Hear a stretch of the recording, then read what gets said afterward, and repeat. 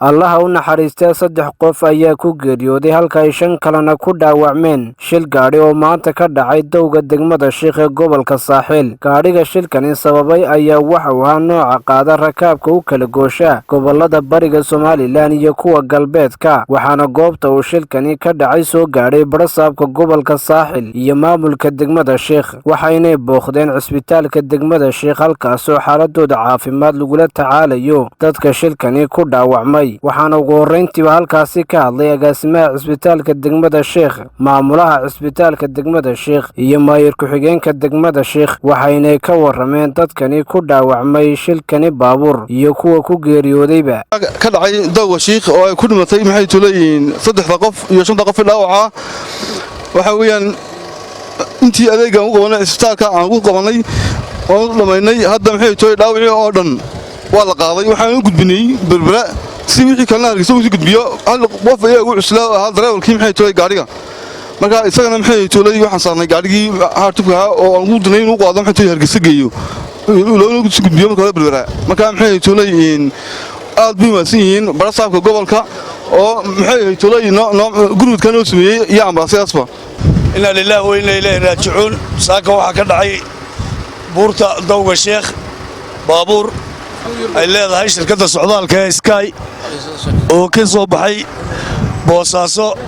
gaarigaasi sida la sheegay wuxuu siday 10 ruux, shan ka mid waa dhaawac, saddex qof waa meyd, afarta qof ee dhaawaca culus ah waxa weeyaan Faarax Cali Cabdi, Maxamed Siciid Muuse, Marwa Cali Ibrahim, Cabdilaahi Cabdi Cismaan iyo mursal oo shire oo wadaha gaariga. dhaawaca dhimashada intaba magacadooda waa kalka inoo sheegay. barasaabka gurmadka soo sameeyay ambalaasadii inoo keenay saddex ambalaas. intii dhimashada ahayd waxaanu geynaynaa berber u qaadaya talaagada halkaas lagu ridayaa.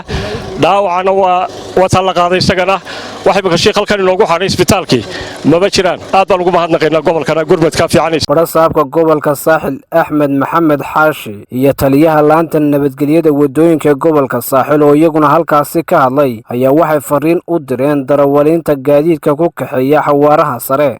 waxaan gaadiidleyda siiba kuwa shirkadaha siiba kuwa baslayda ee wadooyinka isaga gooshaya gobolada rakaab ka soo qaadaya. waxaad moodaa nimanka waliba gaar ahaan bari ka imanaya inay ku asqoobaan buurta way ku asqoobaan.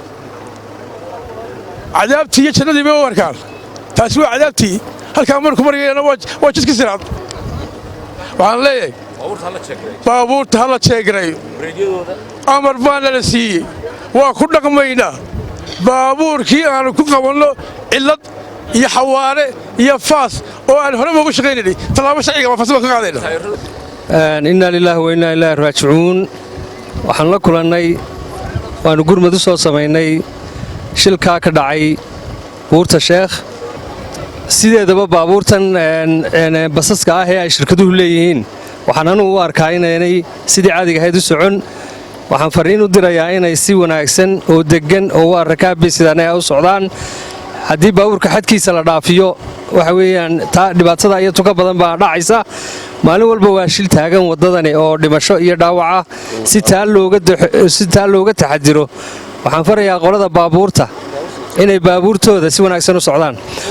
sidoo kale qoladan kale ee ciidanka nabadgelyada ee gobolka iyagana waxaan farayaa inay baabuurta u fiirsadaan.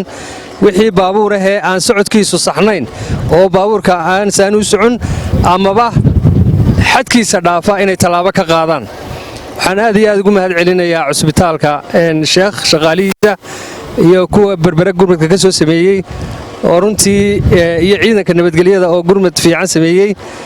aad iyo aad baan iyaga ugu mahad celinayaa.